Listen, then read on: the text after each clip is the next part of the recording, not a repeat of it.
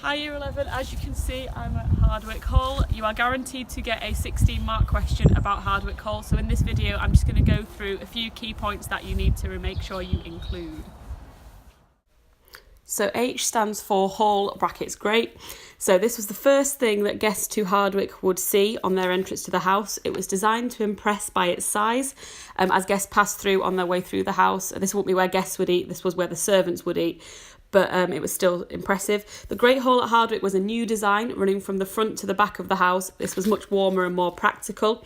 You can see above this fireplace where the family coat of arms was, featuring two stags. This is to show Bess's ownership of the house. Also in the house you can see, as well as the coat of arms, you can see tapestries and wood panelling, which feature throughout the rest of the house. So the Great Hall, again, is designed to impress guests as they enter the house, to get a feel for what it's like in there. Okay, A is for architecture. Hardwick Hall was one of the first houses in the Elizabethan period to be designed by an architect, Robert Smithson. It was completed in 1597. The architecture is really typical of the time. As you can see, the building is symmetrical on all sides, okay, which is a really important architectural feature of the time. Okay, R is for Renaissance. So the architecture that we've just talked about was typical Renaissance architecture of the time. A really good example of this you can see at the front. So the columns are the loggia, which is an Italian architectural feature, showing that Hardwick Hall was really following Renaissance fashions of the time. Inside there's plasterwork as well that's typical Renaissance style, and the symmetry as well is typical of that time period. D is for design. So as you can see really clearly that the ceilings of each floor get higher as you go up. This represents the great chain of being. So the servants would be situated on the ground floor, and then as you got higher up, the kind of wealthier and higher your status was. The house was designed to be like a court, like a royal court, but with Bess at the centre instead of the Queen. Another important aspect of the design is the piles. So typical houses at the time would have just one pile, which one room deep, but because of new roofing technologies it meant that Hardwick Hall and buildings like it could have 2 or 3 piles, which again showed off the wealth of somebody who could afford that roofing technology and could afford to have that many rooms and heat a house of that size as well. Another aspect of Hardwick's design can be seen here. So the stairs were designed to show a processional route through the house for guests to visit. So they were lined with tapestries, furniture, as guests made their way up to the top of the house. So W is for windows. As we know, the saying was Hardwick Hall more glass than wall. Windows were a massive symbol of your wealth and status because glass had been in short supply until just before Hardwick Hall was built. Bess actually had her own glassworks to enable the amount of window panes to be built. There are also, in Hardwick Hall, there are some windows that are just fake windows that don't actually look out onto anything, which shows that glass and having so many windows was such an important sign of your prosperity. I is for interiors, so we can see here the kind of beds that were on display at Hardwick, the furniture. All the furniture was carefully selected by Bess to show off the kind of wealth that she had achieved. A lot of it was French furniture, which was very fashionable at the time. Lots of hand-carved wooden furniture, again to show off her prosperity and the status she had achieved.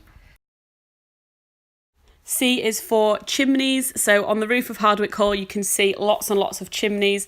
This was because there were lots of fireplaces inside the hall, which were required to keep such a large building warm. Again, this showed off Bess's wealth because the fact that she could have so many fireplaces, so many rooms that needed heating, was a real status symbol at the time. K is for cricket, or the long gallery. This room was situated at the top of the house. At Hardwick it is 162 feet long, one of the longest in the country at the time. In the long gallery there will be space to display different tapestries, as can be seen here, as well as lots of different paintings of the family, dynastic paintings, or of important figures of the time such as Queen Elizabeth or William Cecil.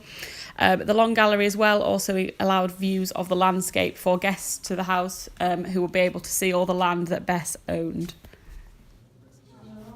H is for Highgate Chamber. So this room was also located on the top floor of the house, adjacent to the long gallery. It was a room for entertaining guests. As such, it was very impressive. There was a plaster frieze, as we can see here, located around the top of the walls. This depicted different hunting scenes. Also, an important feature of this room is Queen Elizabeth I's royal crest, royal coat of arms, that you can see just on the top of the fireplace. So this room is really important. It shows off a lot of features of prosperity, but it also shows loyalty very clearly. Okay, so A is for artwork, which Hardwick includes lots of tapestries. So tapestries in particular are a really key feature of Hardwick. The tapestries often show different classical stories, so stories from myths and legends. The tapestries in Hardwick had been bought from the estate of Christopher Hatton by Bess when she was shopping for the house. Tapestries also in Hardwick follow a hierarchy, so the best tapestries are in the best quality rooms that contain silk or metal. There are also lots of opportunities to display artwork in Hardwick, particularly in the Long Gallery. These paintings could show off loyalty to the Queen, or they could show off Bess's newfound connections. L stands for loyalty to the Queen in particular. So at the time, obviously, Elizabeth faced a lot of problems, a lot of people who had not been loyal to her, who had posed different rebellions and different threats to her. So people such as Bess needed to prove their loyalty, particularly Bess, as she had married her daughter to a Stuart, which Elizabeth was very angry about at the time. So she needed to prove her loyalty. Elizabeth never actually visited Hardwick Hall, but again, it was fashionable at the time to show off your loyalty and show off your appreciation of the Queen. So, for example, at Hardwick, we can see the coat of arms above the fireplace in the Highgate Chamber, and Elizabeth's portrait portrayed very prominently in the Long Gallery. Again, this shows off Bess's leanings towards the Queen and trying to please such an important person. Okay, L. Okay, the last L is for legacy. So Hardwick Hall was built by Bess to establish her family lineage and her family's legacy, and this can be really, really clearly seen in the design. Obviously at the top of the hall we can see her initials, Elizabeth Shrewsbury, and the coronet at the top, which is the crown. Obviously this is a symbol of that this house was hers, and it was designed to be a symbol of her legacy after she was gone. You could also see in the middle of the house the Shrewsbury family coat of arms. So again, this is a symbol that this house was hers and designed to be her family's legacy as well. Okay, another important aspect of Bess's legacy is where she decided to build Hardwick Hall. So at the moment I'm standing in Hardwick Old Hall, which is where Bess was born. It was another one of the houses that she added to and built after Chatsworth, and then in the 1590s she began construction on Hardwick Hall over there. So she's chosen to situate it really, really close to her family's traditional home and where she was born, to show how far she's come, but how she's still kind of connected to her roots and her family's roots. Okay, so as you get into the exam, you know there's going to be a question on Hardwick Hall, so the first thing you should be doing is writing down that acronym we've just gone through. Then as you answer the question, you can tick off each feature that you've used. So the question will always be a statement asking you how far do you agree. You need 3 paragraphs, okay, and a conclusion. So 1 paragraph agreeing with the statement, 2 other factors, and then a conclusion wrapping it up at the end, okay? And you need to make sure that when you're talking about a feature of the house, such as the loggia, such as the tapestries, paintings, whatever, you explain what it shows. Does it show prosperity? Does it show the rise of the gentry? Does it show Bess's legacy? And if you do that, you should be absolutely smashing that 16-mark question.